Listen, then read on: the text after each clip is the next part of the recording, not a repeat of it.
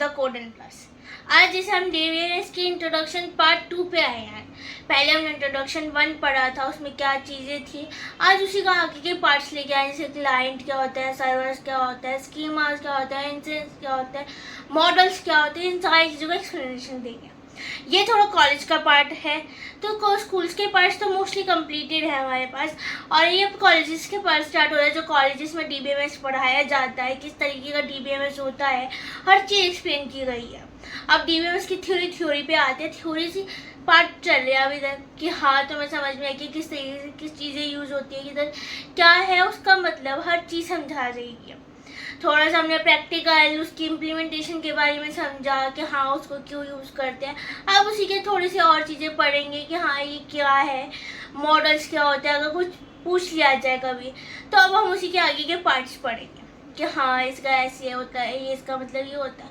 तो उसी को आगे बढ़ाते हुए हम चलते हैं। तो let's go with let's start with it. तो हमने आज डीबीएमएस की थ्योरी स्टार्ट कर रखी थी, तो उसी का आज हम डीबीएमएस का आगे का कंटिन्यू करेंगे। पहला हमारे पास टॉपिक है क्लाइंट एंड सर्वर आर्किटेक्चर। ये बेसिकली कॉलेज के बेसिस पे चल रहा है। तो इसमें क्या होता है कि क्लाइंट और सर्वर आर्किटेक्चर क्या होता है। जब क्लाइंट जो होता है, जब ये क्लाइंट है हमारे पास, जैसे आप लोग क्या होते हो, ये सी जो है क्लाइंट है, उसने भेजी रिक्वेस्ट, भेजी कि रिक्वेस्ट भेजी, इधर मैं लिख रही हूँ, रिक्वेस्ट भेजी सर्वर को। अब इधर जो क्लाइंट है वो आप हो, और रिक्वेस्ट आपने गूगल क्रोम पे भेजी, हो जाएगी सर्वर पे, मतलब बैकएंड पे जाएगी। क्लाइंट कौन हुआ, आप हुए।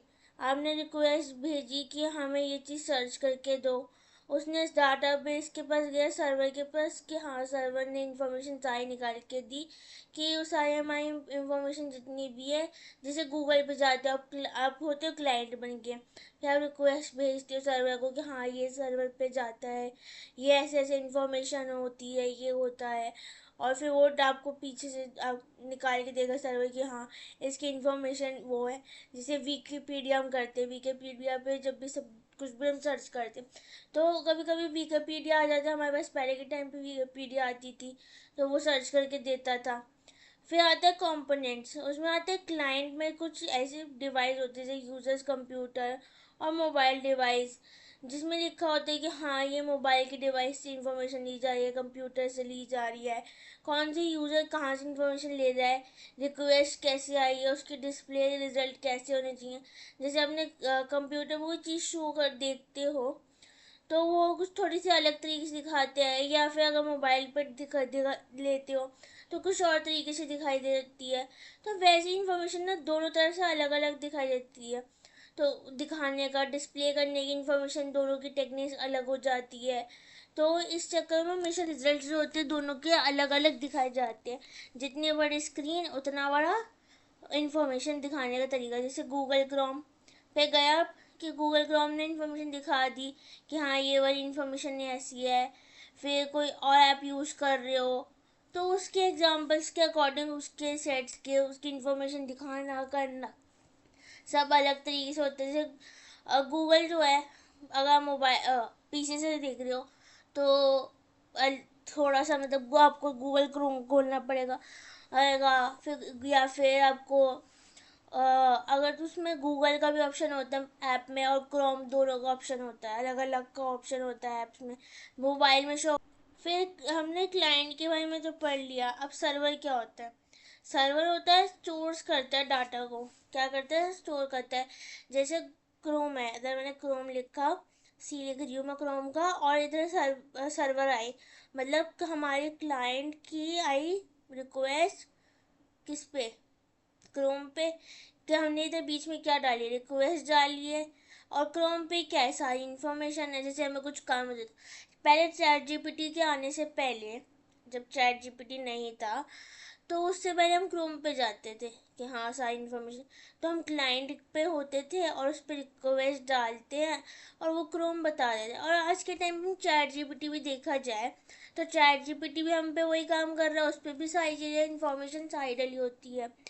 तो सर्वर भी यही काम कर रहा है कि सर्वर जो है ले रहा है, स्टोर कर रहा है डाटा को, और उसकी रिक्वेस्ट ले रहा है। अगर कोई डाटाबेस, अगर हम डीबीएमएस पढ़ रहे हैं, उसमें क्या कर रहे हैं, एसक्यूएल में जितना भी स्टोर कर रहा है डाटा, फिर उसकी बेसिस बना रहा है, उसके प्रोसेस की रिक्वेस्ट ले रहा है और रिक्वायर्ड डाटा है उसके रिटर्न में ले रहा है। मतलब अगर माई एसक्यूएल या क्रेलिक डाटाबेस, एसक्यूएल सर्वर, इन सब की बात करी जाए तो ये भी तो एक तरीके से हमसे डाटा ले रहे हैं, हमसे इन्फॉर्मेशन ले रहे हैं। जैसे हम कोई इन्फॉर्मेशन या कोई टेबल बना रहे हैं कि हम इन्हीं सब चीज़ों पे तो बना रहे होते हैं कि हाँ ये सारी इन्फॉर्मेशन है, ये सारी इन्फॉर्मेशन मैंने इसमें डाल दी।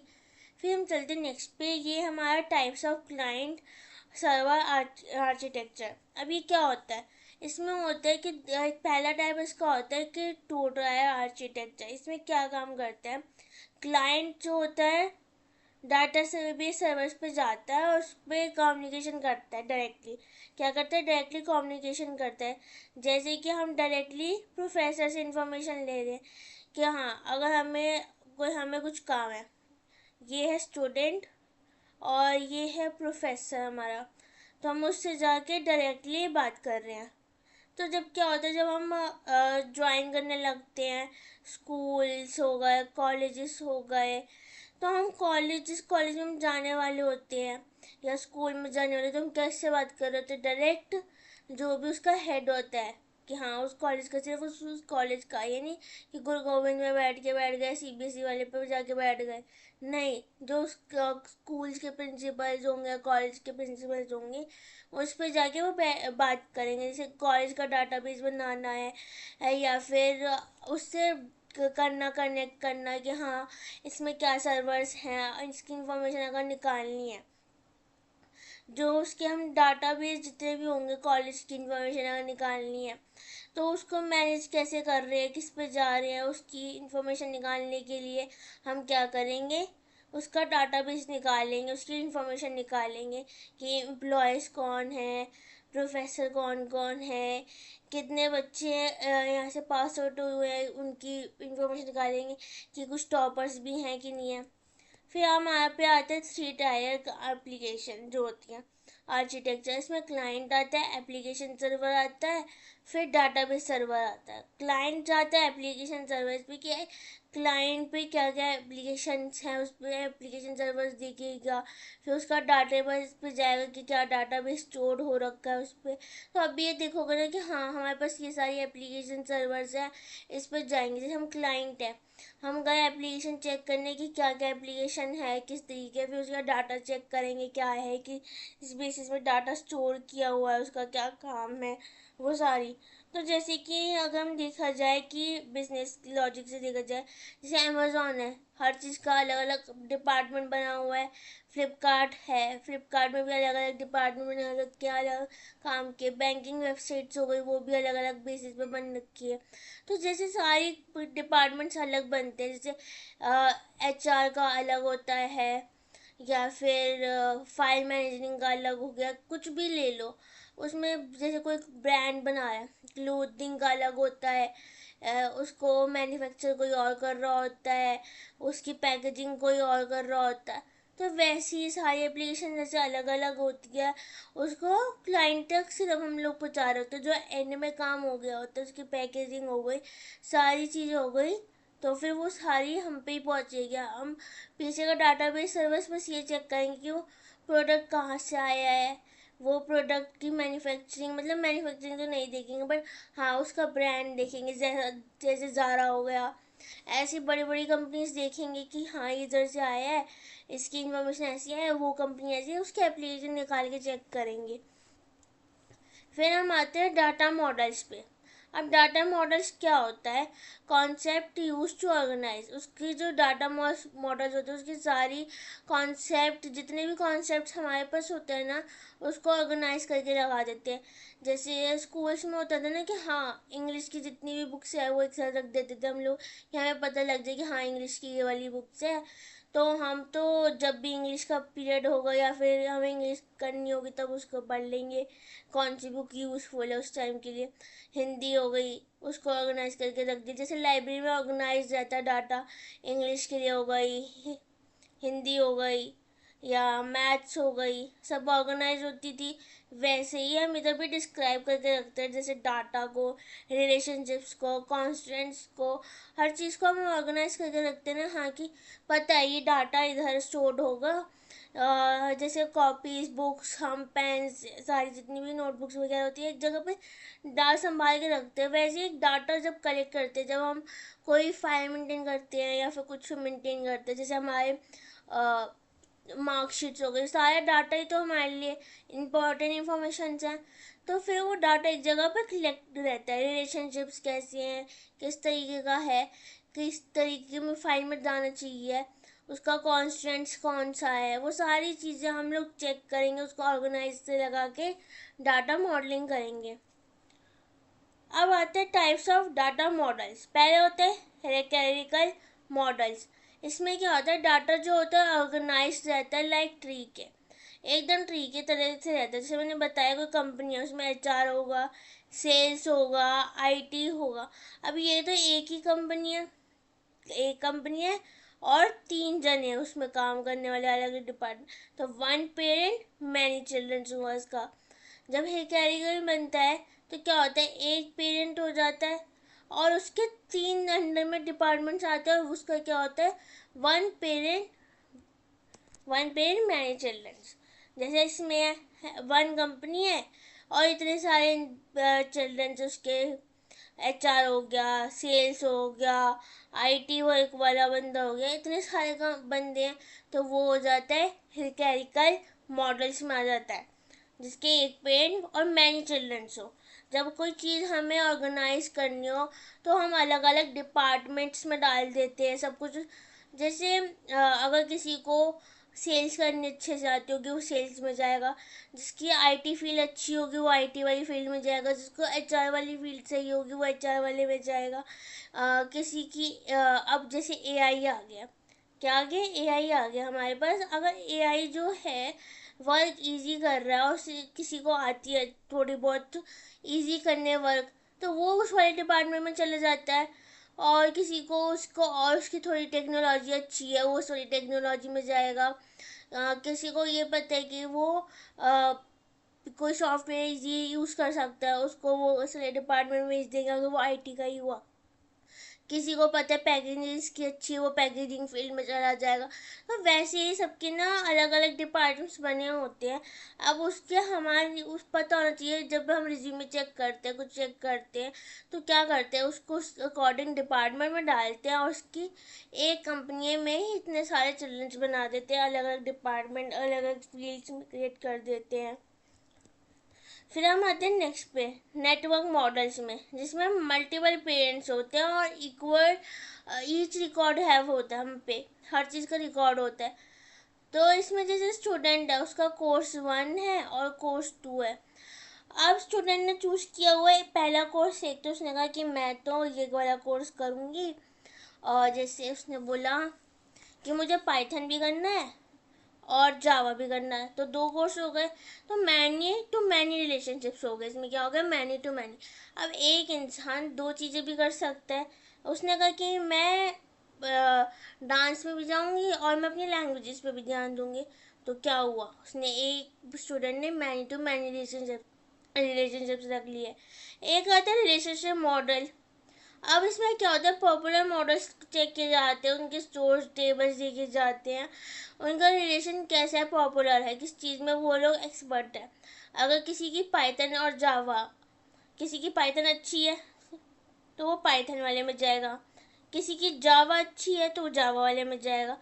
तो वो चीज़ पॉपुलर चेक करी जाएगी उनके टेबल्स के अकॉर्डिंग, उनकी और प्रैक्टिस के। जब हम इंटर्नशिप्स कर स्टार्ट करते हैं तो हम कोई एक चीज़ चूज़ करते हैं ना कि हाँ ये वाली चीज़ हम करेंगे, और इसी को कंटिन्यू करते चलते रहेंगे कि हाँ ये कंटिन्यू करते रहेंगे। तो इसी के बेसिस पे हमें आगे चल के जॉब उसी पे मिल जाएगी। तो हम वही चीज़ करते हैं, उसकी स्टोर्स की डाटाज करते हैं, उसकी प्रैक्टिस करते हैं, उनकी रिगार्डिंग इंफॉर्मेशन रखते हैं, उनकी इंटर्नशिप्स करते हैं, उनकी प्रैक्टिस करते हैं, प्रोजेक्ट्स बनाते हैं, गेटअप पे डालते हैं, तो वो सारी चीज़ें करते हैं। फिर हम आते हैं एंटिटी रिलेशनशिप्स में। इसमें क्या होता है, एक तो हम जब ER मॉडल्स बना रहे हैं तो उसके यूजेस लिखते हैं, एंटिटीज बनाते हैं, एट्रीब्यूट्स बनाते हैं, रिलेशनशिप्स बनाते हैं। जैसे एग्जांपल है कि स्टूडेंट्स गए एनरोल होने कॉलेज में। जब एनरोल होने जाते हैं तो हमने जो IPU का फॉर्म फिल किया होता है कि BCA करनी है, था हमने, और ऑप्शन में एक और डाल दिया BBA करनी है। इधर हमारे पे BBA।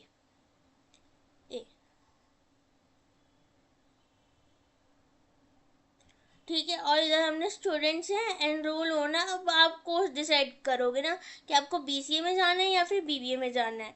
कोई एक कोर्स चूज कर सकते हैं, लेकिन आपने को पता था कि आपने BBA जो है बैकअप के लिए डाल रखा है, या फिर आपने कहा कि यार BCA बैकअप के लिए डाल देते हैं, अगर BBA में नहीं हो रहा तो BCA कर लेंगे। अगर प्लान चेंज हो गया, किसी के प्लान चेंज होते, किसी ने कुछ कहा कि यार BCA और BBA में अभी कन्फ्यूजन हो रही है, दोनों का फॉर्म भर देते हैं, दोनों के एग्जाम्स दे के आ जाएंगे, जिसका जो बेस्ट लगा उसमें हम कर लेंगे एंड में।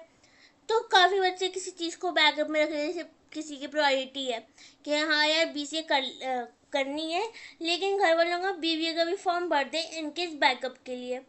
तो वैसे ही हम लोग करते हैं कि हाँ चलो ठीक है, हमने कहा चलो ठीक है आप लोगों की बात रख लेंगे, लेकिन करूँगा तो मैं BCA। कुछ बच्चे होते हैं ना, हाँ करेंगे ही, BCA क्लियर्ड होते हैं, लेकिन उनके घर वालों ने कहा कि BBA करनी है तो BBA का फॉर्म भर देते हैं। तो वैसे ही एनरोल होने जाते स्टूडेंट्स, एनरोल हुए, कोर्स चूज़ किया कि हाँ अब कॉलेज का नाम आ गया BCA वाले में भी और BBA वाले में, दोनों में नंबर आ गए और दोनों के कॉलेज भी जनरेट हो गए। अब आपका मर्जी है कौन से वाले में अलॉट होना, BCA में या फिर BBA में। फिर हम जाते हैं ऑब्जेक्ट ओरिएंटेड मॉडल में, जिसको हम कहते हैं OOM, stores object instant of tables. अब इसमें क्या होता है, स्टोर्स करते हैं ऑब्जेक्ट्स को इंस्टेंट ऑफ टेबल। हम टेबल्स क्रिएट करने से अच्छा हम ऑब्जेक्ट को ही स्टोर करके रखते हैं एक जगह पे कि हाँ ये वाला डाटा यहाँ पे स्टोर होगा और ये वाला डाटा यहाँ पे स्टोर होगा। उसने कहा कि हाँ ये वाले ऑब्जेक्ट यहाँ पे रख देते हैं, ये वाले। अब उसमें वो कहते हैं बार बार टेबल नहीं बनाते, इंस्टेंट ऑफ हम ऑब्जेक्ट्स को स्टोर करके रख देते हैं। जैसे use in Java, C++ application जैसे लैंग्वेजेस होती है, एप्लीकेशंस होती है, जिसे हम यूज़ करके अपना ऑब्जेक्ट या फिर बनाते हैं। जैसे हमने जावा या पाइथन में हमेशा पढ़ते हैं ना, ऑब्जेक्ट ओरिएंटेड लैंग्वेजेस, ये सारी हम पढ़ते हैं। तो वो जावा या पाइथन या C++ की एप्लीकेशन यूज़ करके उनकी मदद से बना देती है सारी।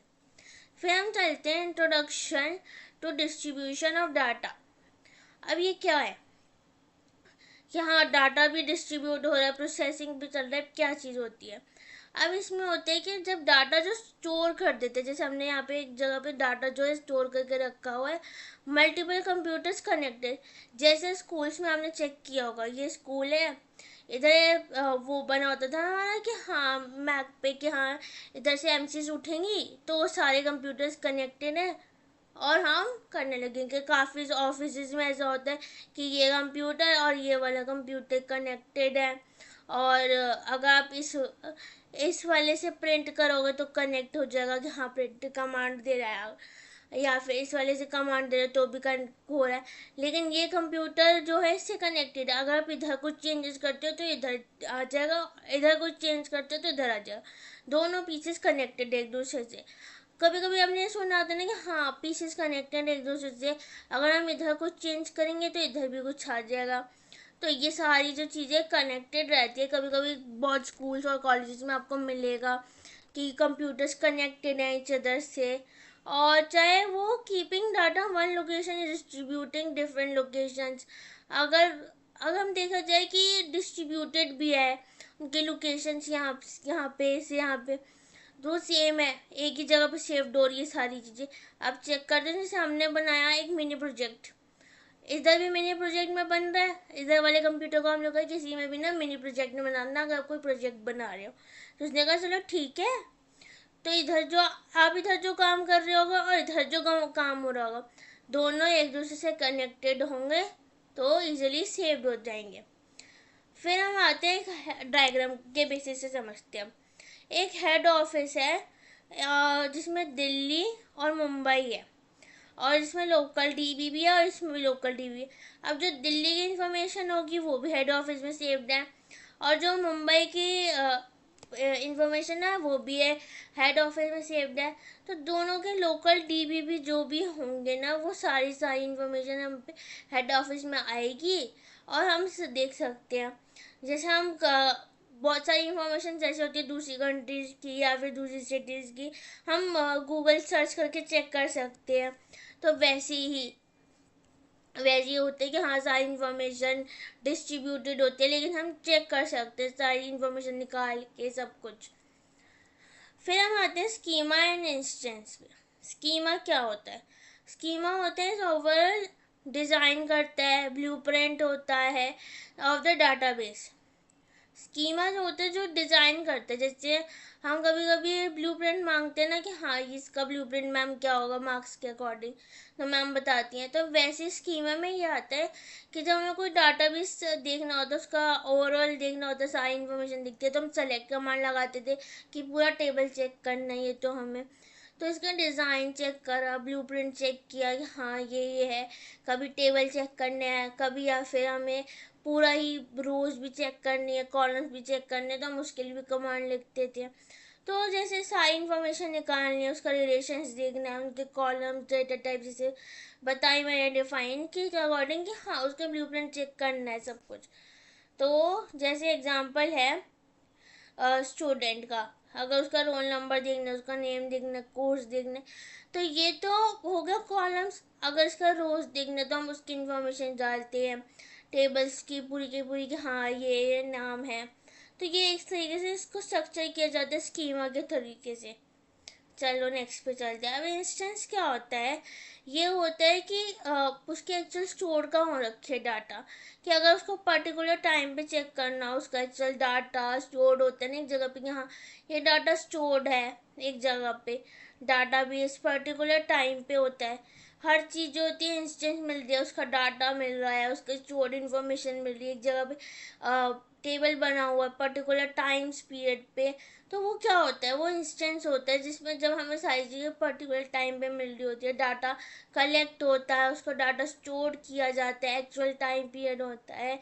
तो उसका जैसे रोल नंबर हो गया, उसका ने रोल नंबर सेव्ड है, नेम सेव्ड है, कोर्स सेव्ड है, जो भी टाइम पे पर्टिकुलर टाइम पे इंफॉर्मेशन आ रही है हम डाटा को स्टोर करते हैं इंस्टेंटली। फिर हम आते हैं डाटा इंडिपेंडेंस पे।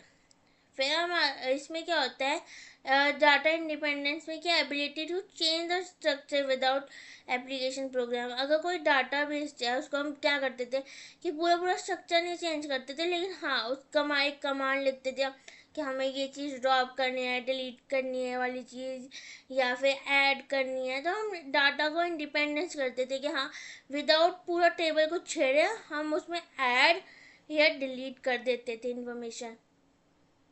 फिर उसको मेंटेन रखते थे, उसकी इंक्रीज एबिलिटी रखते थे, सब कुछ रिड्यूस करना उसकी फ्लेक्सिबिलिटी रखते थे। जब हम कमांड्स लिख रहे थे तो कभी हमें ऐड करना पड़ा था, कभी अपडेट करना पड़ा था, कभी डिलीट होता था या फिर ड्रॉप होता था। कुछ भी कमांड्स होती थी वो हम कैसे करते थे? डाटा इंडिपेंडेंस से करते थे विदाउट डिस्टर्बिंग होल टेबल।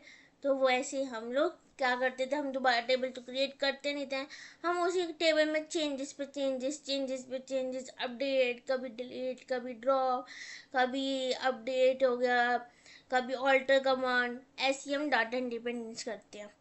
फिर आते हैं हम टाइप्स ऑफ डाटा इंडिपेंडेंस पे। इसमें होता है फिजिकल डाटा इंडिपेंडेंस।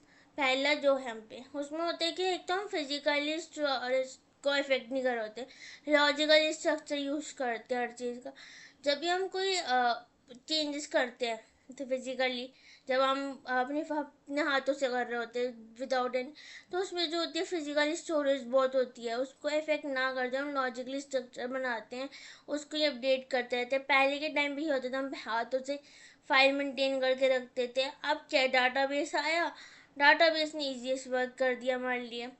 फिर हमने लगाई चेंजिंग द फाइल ऑर्गेनाइजेशन पे लगाई, एडिंग इंडेक्स किया, उसकी स्टोरेज बढ़ाई और उसका कॉन्टिन्यूस प्रोग्रेस देखा। जैसे हम देखते हैं ना कि कभी कभी स्टॉक मार्केट है, अगर उसमें हम चेक करते रहते हैं कि हाँ उसमें उसका क्या कितना बढ़ रहा है कितना घट रहा है, इसे हम चेक करते रहते हैं कि हाँ इतना बढ़ गया इतना घट गया, ऐसे ऐसे ऐसे दिखाते रहते हैं ना। तो वैसे उसके प्रोग्रेस चेक करते रहते हैं उस कंपनी का कैसे चल रहा है। तो वैसे ही हम देखते हैं स्टोरेज कितनी है डिवाइस में। अब तो हम देखते हैं ना फ़ोन में कितनी स्टोरेज है, कितनी स्टोरेज वाला फ़ोन मिल रहा है, कितनी स्टोरेज कम है इस फ़ोन में, स्क्रीन कितना है, सब कुछ चेक करते हैं। तो एग्जांपल है कि उसका database move, hard disk, user notice, no changes, update हो रहा है कि नहीं हो रहा है हर चीज़ टाइम टू टाइम। अगर यूज़र हम जैसे यूज़र्स बहुत, जैसे अब यूथ आ रही है, वो यूथ हर चीज़ चेक कर रही होती है, हर डिवाइस चेक कर रही होती है। फिर हम आते हैं नेक्स्ट पे। इसका सेकंड पार्ट ये होता है लॉजिकल डाटा इंडिपेंडेंस, कि उसका इफेक्ट क्या हो रहा है, कि किस तरीके से यूज़र इफेक्ट कर रहा है एप्लीकेशन को।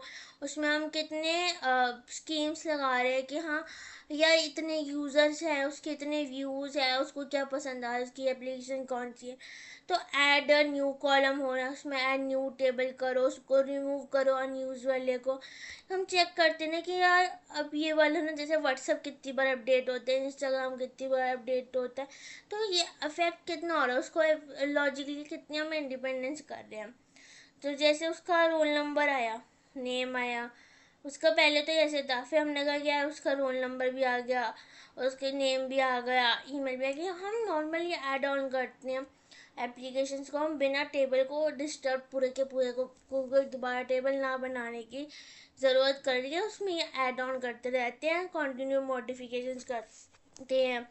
जैसे हम इंस्टाग्राम चेंज होता रहता है, व्हाट्सएप की कॉलिंग चेंज हो जाती है, नॉर्मल कॉल चेंजेस हो जाती है।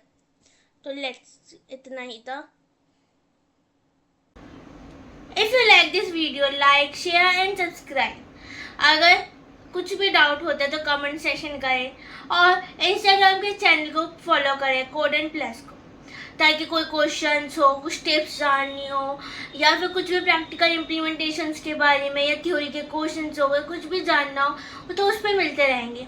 आपको ईजीएस्ट करने के लिए कुछ भी डाउट हो तो उधर भी पूछ सकते हो पर्सनली, किसी को किसी क्वेश्चंस की चीज़ों की रिगार्डिंग बात करनी है मुझसे, या फिर कुछ भी हो गया तो वो इंस्टाग्राम के चैनल पे कोड एंड प्लस पे भी आ सकते हैं मेरे पास। तो thank you for watching this video.